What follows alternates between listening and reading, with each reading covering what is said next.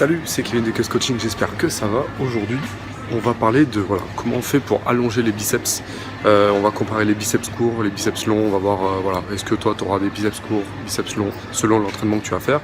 Et puis là, je vais me chercher un petit peu à manger parce que j'ai la dalle, donc je te dis à tout de suite. Alright, alors, avant de commencer cette vidéo, tu peux télécharger mon livre Apprendre la musculation sur la fiche ou dans la description suivant si tu regardes cette vidéo Facebook, YouTube, etc.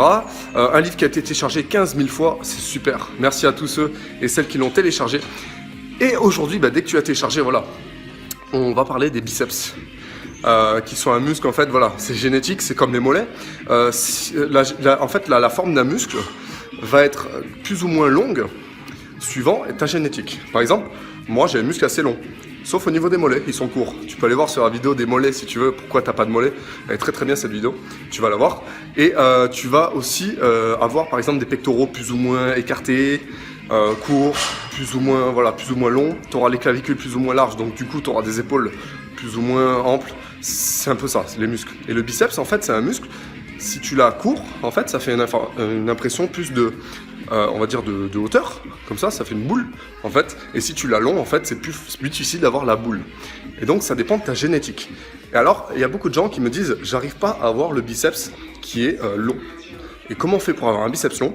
Il te faut faire des exercices particuliers. Alors comment savoir si on a un biceps long ou court? Alors tu contractes tout simplement en fait ton biceps. Alors attends, je vais te le montrer comme ça, tac, et tu regardes si en fait ça fait une boule plus ou moins courte. Si tu veux. Si ton biceps en fait il arrive par là, c'est-à-dire qu'il est court. S'il arrive par là, c'est-à-dire qu'il est assez normal.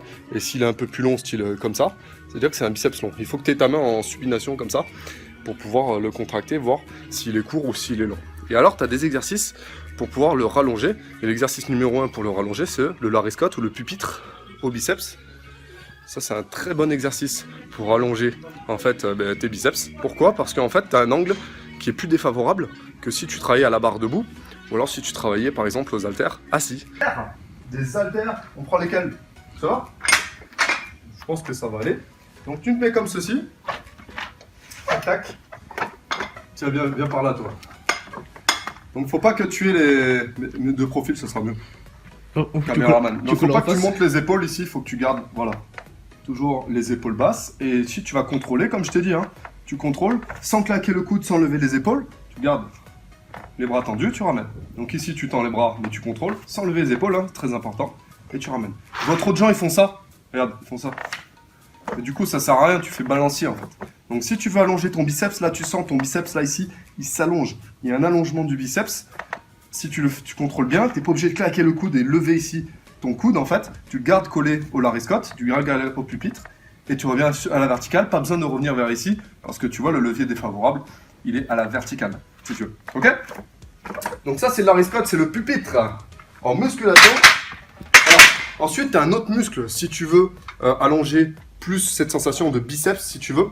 On appelle le long supinateur, donc c'est un muscle qui part ici en fait de ton humérus, de ton bras, et il va jusqu'à l'avant-bras en fait. Tu peux le voir quand il est ici. Tu le vois, c'est ce muscle là. Je sais pas si tu le vois. Chez moi, il y a un peu, je fais du tennis, donc c'est un peu développé, mais vite fait. Donc ça, si tu l'as long, tu auras cette impression de biceps long si tu veux. C'est en fait, tu donnes l'illusion que ton biceps est long, même s'il est court ton biceps, tu auras cette sensation que ton bras, il n'y a pas de discontinuité si tu veux. Et pour le travailler, ce long supinateur, il te faut travailler en prise marteau ou en prono-supination, parce que c'est un supinateur. Donc je te montre. Petits haltères. Ici, tu vas travailler en prise marteau, donc tu pars bras tendu toujours, et ici tu vas contrôler la montée, tout simplement, toujours en extension complète, bras tendu. Donc le biceps, c'est un muscle qu'il faut toujours étirer. C'est comme les pectoraux. Donc tu fléchis ici, et puis tu tends les bras.